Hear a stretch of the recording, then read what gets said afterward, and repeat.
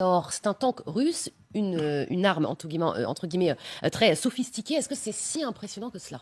Alors visuellement, oui, c'est impressionnant, mais il va y avoir un mais. Alors d'abord, présence confirmée dans le Donbass, hein. Une photo ici, j'ai également une vidéo à vous montrer ici, confirmée aussi par les services de renseignement britanniques. On est sur plusieurs tanks Terminator sur ces images qui se trouveraient près de Popasna. Alors Popasna, je vous montre où c'est. En fait, c'est ici, c'est une zone où les Russes avancent et on n'est pas très loin de Sévérodonetsk. Et ça tombe bien parce que ce tank-là est spécialisé dans les combats urbains. Alors on va le regarder en gros, voilà ce que ça donne. Son rôle à lui, en fait, c'est de protéger les autres tanks contre les menaces contre les chars. Les menaces contre les chars, c'est quoi?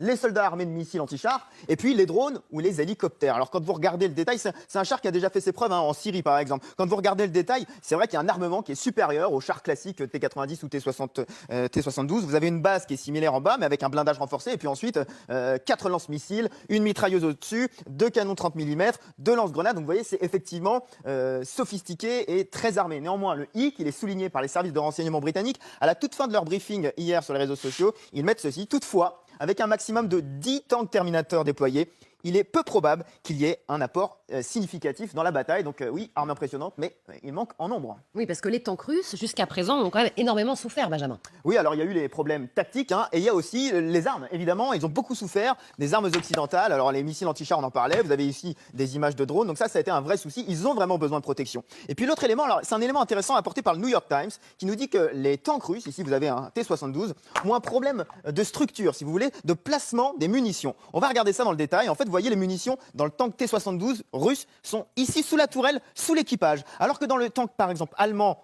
ou américains, ils sont mieux protégés derrière l'équipage, si bien que quand vous visez, et c'est ce que font évidemment les Ukrainiens, vous visez la tourelle, non seulement vous abattez le char et les munitions, et en même temps l'équipage. Ça, c'est une défaillance de structure qui a été soulignée par plusieurs experts militaires, ce qui donne au final ces chiffres, et je termine par là, chiffre assez impressionnant quand même, des tanks qui auraient été perdus par les Russes en Ukraine. 694, ça c'est le chiffre confirmé par un institut indépendant sur preuve visuelle, mais le chiffre est forcément sous-évalué. Les Ukrainiens parlent de 1300, les experts aujourd'hui disent un quart du total des tanks russes qui auraient été perdus en Ukraine, ce qui est colossal. Merci beaucoup, Benjamin.